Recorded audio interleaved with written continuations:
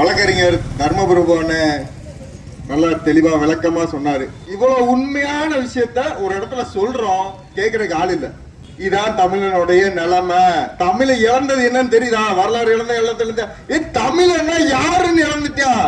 தமிழன்னா யாருன்னு யாருக்குமே தெரியல. எந்த ஸ்டேட்லயாவது போய் எந்த நாட்டிலயா போய் இந்த அதாவது கேரளானா மலையாளத்தார்னா யாருன்னு கேரளால கேட்க முடியுமா? தமிழனா யாருன்னு யாருக்குமே தெரியல. என்னங்க இது?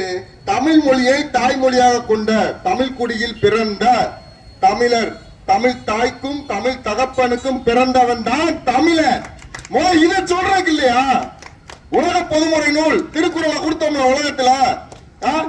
உலக பொதுமுறை நூலா சொல்லப்படுற திருக்குறளை சொல்லிருக்கோம்ல. அப்ப நம்ம யாரும் நம்ம கடையாளன்னு சொல்ல தெரியாதா?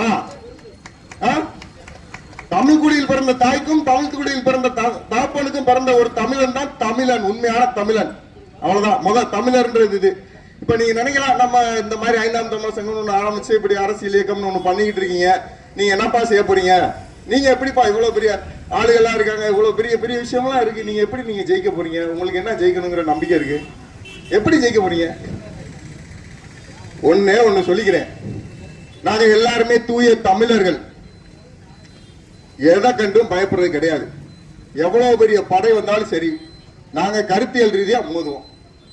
எங்களுடைய வேலையை உண்மைகளா மக்களுக்கு உறக்க சொல்றதுதான். எங்களுடைய நிலை என்னைக்குமே மாறாது.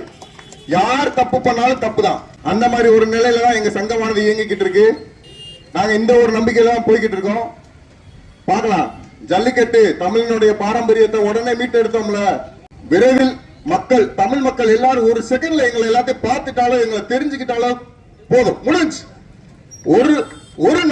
ஒரு நாள்ல எல்லாரும் மொத்த தமிழன்னு மீண்டு எழுந்துடலாம். ஒரு நாள் போதும். ஒரு நாளை எனக்கு கேட்டா அதிகம். எல்லாருமே தெரிஞ்சுக்கிட்டாங்கன்னா போதும், முடிஞ்சு.